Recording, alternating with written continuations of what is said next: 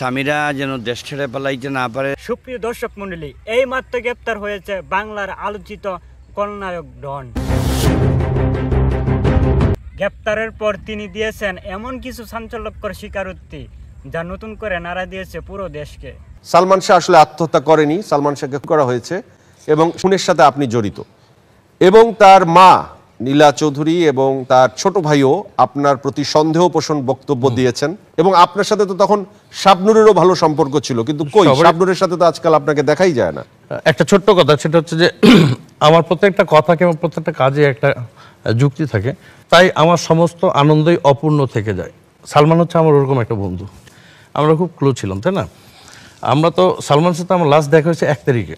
আমি 1 তারিখে সালমানের চিটং থেকে ঢাকায় ব্যাক করছি, সালমানে আমাকে উঠিয়ে দিয়েছিল। তারপর আমি 2 তারিখে চলে গেছি হচ্ছে যে বগুড়া। তো আমি 2 তারিখ থেকে তো 7 তারিখ পর্যন্ত বগুড়াতেই, ঠিক আছে। এখন যে ধারণাগুলো করা হচ্ছে, আমরা তো সবসময় একসঙ্গে ছিলাম।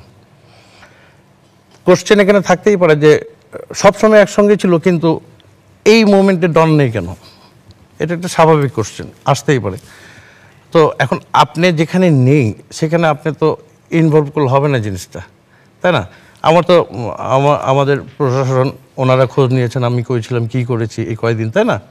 তো প্রশাসনকেও তো আমি 164 জবানবন্দিও দিয়েছি যে আমি কোথায় ছিলাম, সালমানকে, হুইজ সালমানের সাথে আমার কীরকম রিলেশন, সালমান আমার কীরকম ফ্রেন্ড, ঠিক আছে, সব কিছু দাওয়ায় আছে, সব কিছু খোলাসা করা আছে।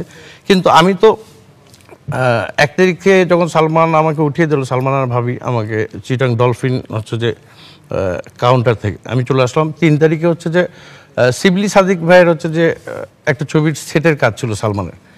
আমাকে খালি বললো যে শিবলি ভাইকে তুই যা বলবি যে আমি সকালের ফ্লাইটে এসে 9টার সময় 10টার সময় সেটে ঢুকবো। আমার লাস্ট কথা সালমানের সাথে। তারপরে আর আমি তো 10 তারিখ পর্যন্ত বগুড়া।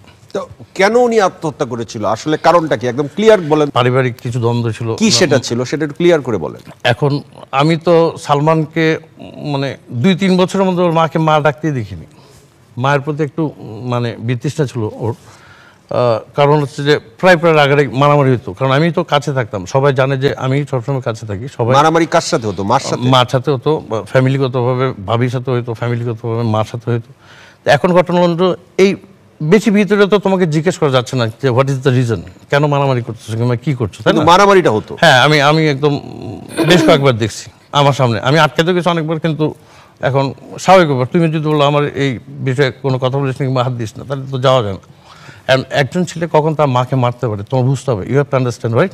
সালমান শাহ ভাইয়ের সাথে তার ওয়াইফের দ্বন্দ্বটা কোথায় ছিল?